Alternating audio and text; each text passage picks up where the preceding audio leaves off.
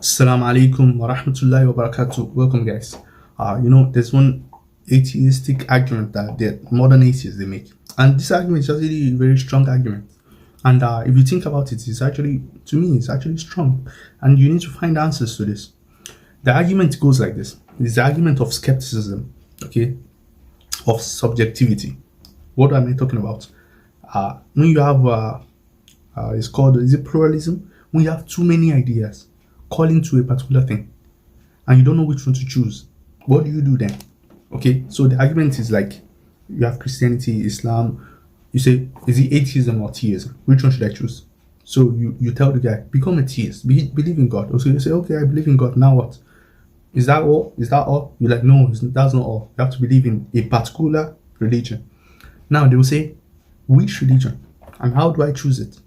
That's the next question. Which religion and how do I choose which religion to follow? All of them are calling me. Which one is true? How do I know the one that is true? Are all of them true? No, you say no, they are not all true. In fact, there's only one that is true. All of them say, okay, at least let's narrow it down to this. Christianity and Islam, for example. Because most atheists that you see online, they actually convert from Christianity. They left Christianity and they become atheists. So they will say, okay, fine. You have Islam and Christianity, both of them telling me they are the truth. How do I know which one is the truth? On what principle, on what basis would I know that? And how do I choose that? And another condition they will put is that, okay, if I choose one, I'm choosing it at the expense of the other. Now you bring hellfire into this, hellfire consequentialism, that, okay, if you become a Christian and the Muslims, they believe if you are not a Muslim, you go to hellfire. Okay, and I'm choosing it irrespective of what they are saying. And if I become a Muslim too, the Christians believe you go to hellfire if you don't accept their doctrine. I'm choosing Islam at the expense of Christianity too. So now, this is what usually happens, and the skepticism comes in. When people are like, you know what, I'm not choosing. Do you see? They'll be like, I'm not choosing.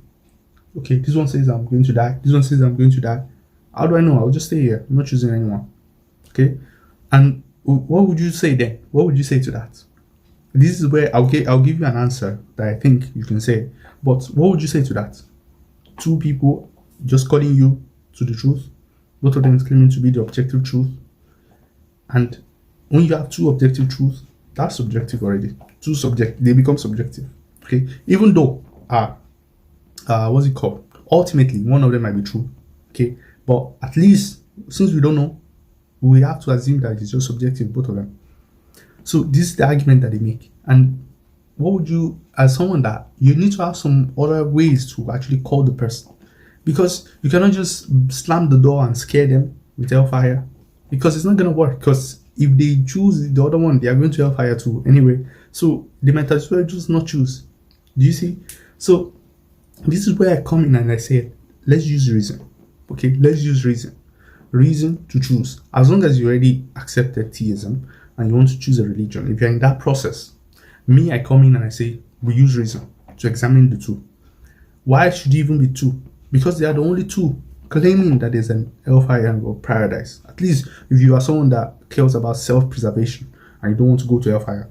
You see, people don't believe in this stuff, but if you don't want to go to hellfire for whatever reason, you want to close that chance. You don't want to have any slight chance of going to hellfire. Okay, at least you reduce the amount of probability of going there. Okay, one way is to just choose arbitrarily one of them. Okay, if you choose arbitrarily one of them, you have a chance you could make it. Okay, but you could also miss. That's one. Another chance is to say, you know what, let me use reason to check which one makes sense between the two of them to the best of my ability. And this is the way I'll say you should go. Remove all sentiments.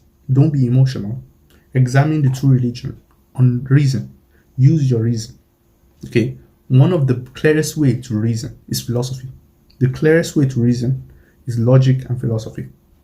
In this way, you will remove emotion. You'll be able to see your biases. You'll be able to see your presuppositions. You'll be able to think clearly. Use philosophy. Study philosophy, laws of logic, okay, and arguments and everything. Study those things and then go and examine the claims of the true religion. Examine the claim of Islam, examine the claim of Christianity. Then you choose which one makes sense at that point. I think at that point you would have done the minimum. You tried to use reason, and God sees that you're trying to use your reason.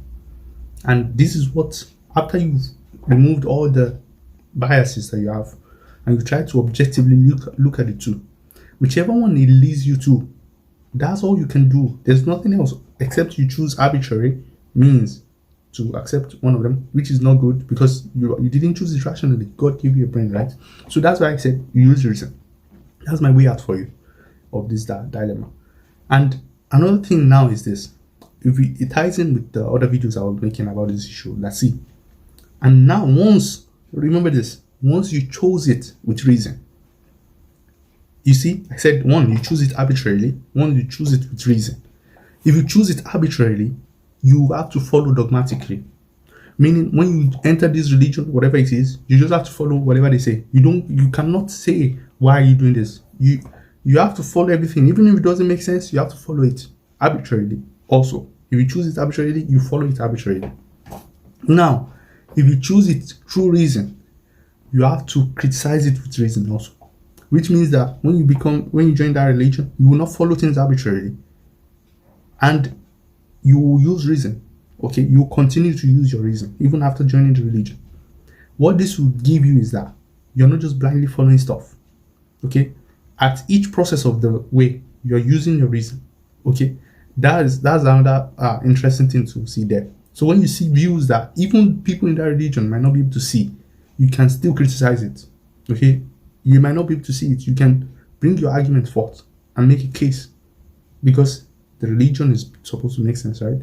And if you've chosen it because it makes sense, then it has to make sense. You cannot then throw your reason out, right? Okay, this is the approach I think you should take.